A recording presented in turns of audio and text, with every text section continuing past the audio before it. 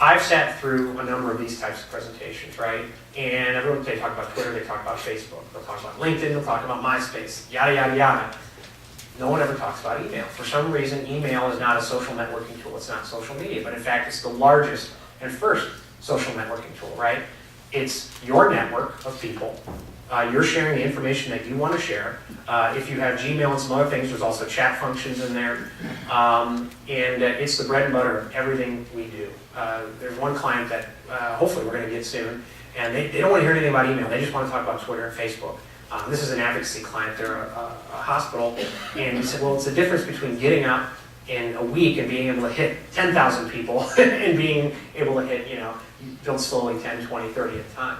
But email is always, and just to give you the idea of the scope, Hotmail has 375 million active accounts, Yahoo has 280, Gmail has 146 million users, and those are only those three. Of course, everyone has emails through whatever hosts and servers that they get them through. But just to show you, and we'll talk about, Facebook, if it were a country, it has 400 million users, it would be the third largest country on earth. And a lot of people, it's actually dwarfed by email. And if you look, actually, there was a friend of mine posted on Facebook today about the fact that many other places like Twitter and Facebook are reliant on email. Because if someone friends you or someone sends you an update, where do you get it? You get it in your email. If someone direct messages you or follows you on Twitter, you find out through your email. There's something called Google Buzz, and that's built through Gmail so that when you go back and forth, it comes to your email. So we're still extremely, extremely reliant on email. And we talked about trust and authenticity before. 77% of online US adults trust emails from people they know more than any other medium, right? When you get a forward from someone you know, we have a lot of clients that they ask, well, who should the email come from when we send it out? Should it come from the U.S. Chamber of Commerce, or should it come from Bill Miller, U.S. Chamber of Commerce? Well, over time, when you first get an email from Bill Miller, you have no idea who he is. But after you've been getting emails from him for a year or two, okay, that's him, I'm not going to delete him. Or right away, I'm going to delete him and I'm going to opt out of this list. But it's a way to kind of build up. Remember Ebert and Roper? After 2 years of getting emails from Bill Miller, they know who it is. They start to get comfortable with him. And you know who not to open, right? You get that crazy forward and dirty joke from your crazy uncle, just to hit delete. So again, start building your opt-in list now. There's a number of free or inexpensive email distribution tools, Constant Contact, Exact Target.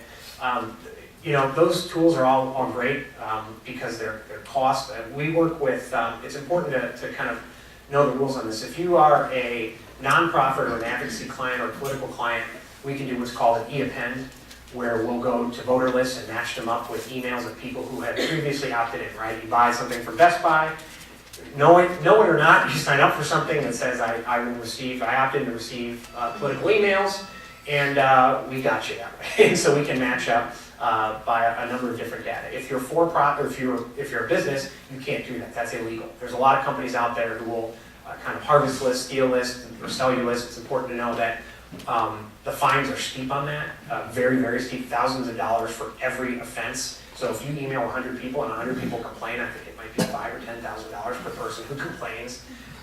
So beware of that.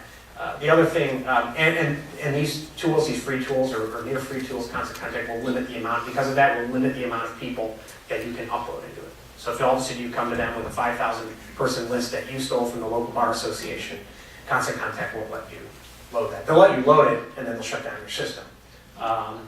So those opt-in lists are gold.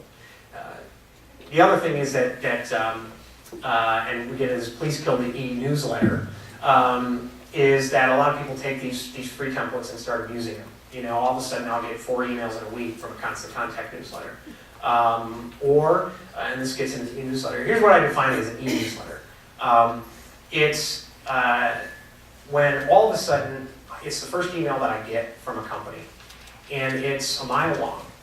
And it's got pictures of every event that you've ever had over the last month. And it's got every update known to mankind.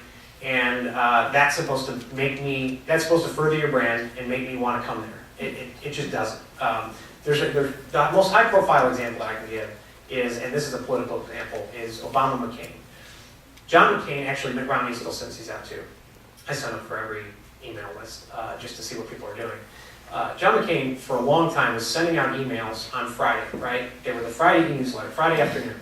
And I could see that John McCain was speaking to the Peru, Illinois Chamber and Rotary, and there was 10 pictures of them, and then here's the policy proposal that he released, and this and that, and it's this long, and come in to get your flag from the senator's office, etc., right? The Obama campaign sent out emails on no strict schedule at all. They sent out an email when they had something to say. I make it 2 a week, I make it 1 a week, I make it 3 a week, right? But it was short and sweet. It was a personal letter from someone on the campaign, right? It was never Obama for president. It was Barack Obama. It was Mitch, I can't remember the guy's name. It was David Plouffe, etc.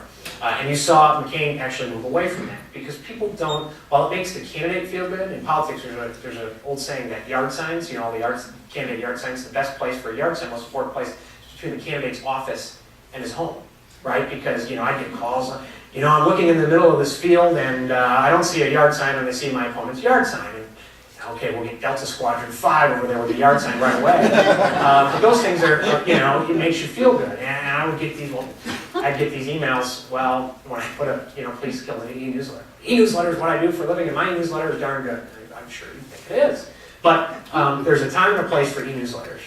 But in terms of branding and for new customers and the first face you put, no, we do the email program for the U.S. Chamber of Commerce nationally. And we've segmented the list, we've learned about the list, it's important to learn at the list. All these tools provide analytical tools that you can look and see who's opening your list, who's clicking through.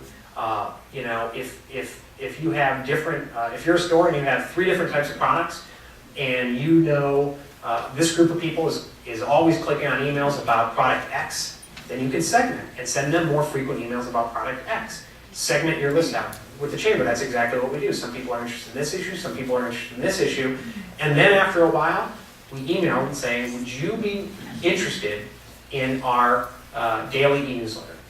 And of 5 million people, we have 4,000 people opt in, which shows you how many people, and that's after many emails asking them to opt in, which shows you how many people actually like to read these e-newsletters, and you can see open rates just drop and plummet. So that's kind of explaining what I mean by e-newsletter.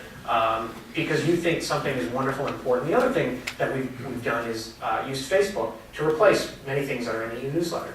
So all those pictures of your event that you had last night, put them up on Facebook, because if you have several hundred people that actually want to see these status updates, they want to see them, and you can post them on a regular basis. But don't waste your valuable email to do that. Ask people if they want to become part of the e-newsletter, send them that, but other than that, send them when you have something to say. Don't force an email down someone's throat. Don't send it out. Try to send it out between 10 in the morning and I'd say 2:30, 3 o'clock during the day. I get a lot of emails from people at 11 o'clock because they go through the day, and they're about to go to bed. Oh, shoot, I didn't send out the email, and they sent out this email hastily. So short, concise, with a clear call to action. Always try to have a call to action. And the reason is it gets people used to clicking on something. Even if the call to action is a survey. You want to survey someone on something.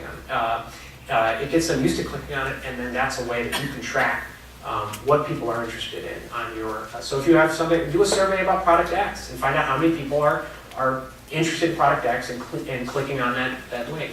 And all of these tools allow you to track who's clicking. They have survey tools.